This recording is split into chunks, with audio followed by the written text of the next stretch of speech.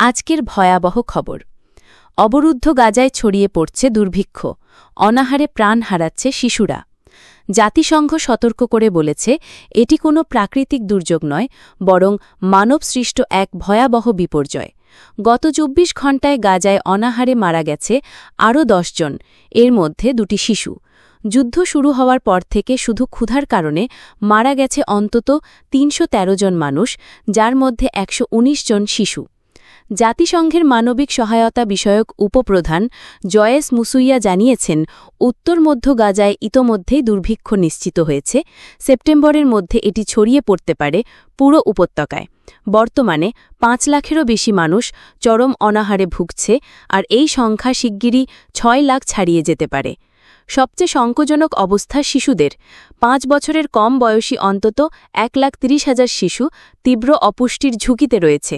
হাজার হাজার শিশু এতটাই দুর্বল যে তারা ব্যথায় কাঁদতেও পারছে না। কেউ নিস্তব্ধ হয়ে মৃত্যুর দিকে এগোচ্ছে। শিশু সুরক্ষা সংস্থা সেভ দ্য চিলড্রেন জানিয়েছে, আগে শিশুদের আঁকায় ফুটে উঠত স্বপ্ন আর ভবিষ্যতের আশা, কিন্তু এখন তারা শুধু খাবারের ছবি আঁকে। কেউ কেউ মৃত্যুকেও স্বাগত জানাচ্ছে। এক শিশু লিখেছে, ইস, আমি যদি আমার মায়ের কাছে স্বর্গে থাকতে পারতাম, সেখানে ভালোবাসা আছে, খাবার আছে, পানি আছে। অন্যদিকে ইসরায়েল গাজার দুর্ভিক্ষ বিষয়ক জাতিসংঘ সমর্থিত প্রতিবেদন প্রত্যাহারের দাবি তুললেও নিরাপত্তা পরিষদের যুক্তরাষ্ট্র ছাড়া বাকি ১৪টি দেশ একসঙ্গে জানিয়ে দিয়েছে, গাজায় দুর্ভিক্ষ অবিলম্বে থামাতে হবে।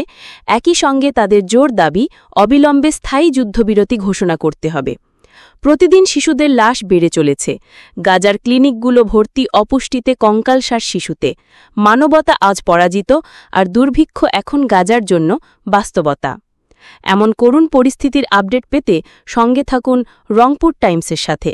আমাদের চ্যানেল সাবস্ক্রাইব করুন, খবরটি শেয়ার করুন, আর নির্যাতিত শিশুদের পাশে দাঁড়াতে বিশ্বকে এক হওয়ার আহ্বান জানান।